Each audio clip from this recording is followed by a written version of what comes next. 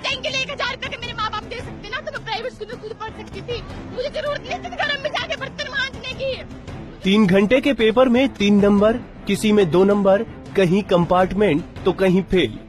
10वीं के रिजल्ट में हरियाणा शिक्षा बोर्ड ने जो लापरवाही भरा कारनामा किया, उसने बोर्ड की खूब फजीहत की।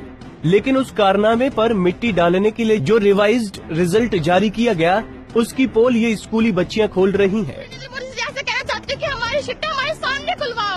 अगर हम गलत है तो हम मानते कि हमने कुछ नहीं किया। सिर्फ 3 मार्क्स देने का कोई हक नहीं है उनको। सिर्फ 3 मार्क्स में 3 घंटे में सिर्फ 3 मार्क्स किए हैं।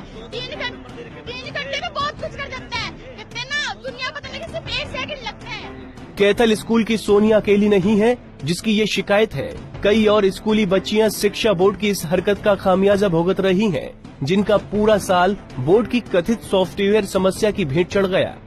मेरा नाम प्रिया शर्मा है और मेरी मम्मी चक्की चला के सबका गुजारा कर रही है।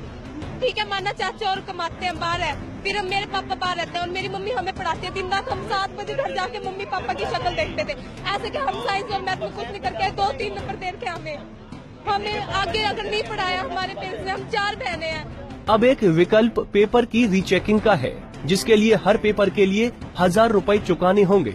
लेकिन गरीब घरों की बच्चियों के लिए ये मुमकिन नहीं। नतीजा ये कि इन स्कूल की बच्चियों ने विरोध का तरीका अपनाया और पेहोवा चौक को करीब 2 घंटे के लिए जाम कर दिया। इस दौरान शिक्षा अधिकारियों की भी नींद टूटी। वो मौके पर पहुंचे और बच्चियों को समझाने की कोशिश में जुट गए। रिजल्ट दोबारा आने से हम फेल हो गए हैं, उनकी लिस्ट लेके उनका चेक कराया जाएगा। भिवानी बोर्ड भेजा जाएगा उनकी अपील को, फिर वहाँ से उसको चेक कराया जाएगा। उनके 1100 रुपए कौन देगा? चलो अभी तो हम उससे अपील करेंगे बोर्ड से कि इन बच्चों का अपनी तरफ से अपील करेंगे, इन बच्चों का किया जाए, इनकी ऐसे कंप्लेंट आई है। मानते हैं जो गरीब बच्चे हैं उनके लिए काफी मुश्किल हो जाएगा इतने पेमेंट करना। चल वो तो हम बोर्ड से बात करेंगे। कोशिश यही होगी कि इनका ऐसे ही हो जाए, बिना फीस के इनका कराने की पूरी कोशिश करेंगे। जिला शिक्षा अधिकारी ने आश्वासन दिया है कि वो बोर्ड से अपील करेंगे कि इन बच्चियों के पेपर बिना शुल्क के दोबारा चेक किए जाएं और इनका रिजल्ट फिर से बनाया जाए। इस आश्वासन के बाद बच्चियां कुछ शांत जरूर हुई, लेकिन शिक्षा बोर्ड एक बार फिर फजीहत के दलदल में है। बोर्ड की इतनी बड़ी लापरवाही इन बच्चियों के साथ किसी मजाक से कम नहीं है। कैथल से जोगिंदर कुंडू, पंजाब केसरी टीवी।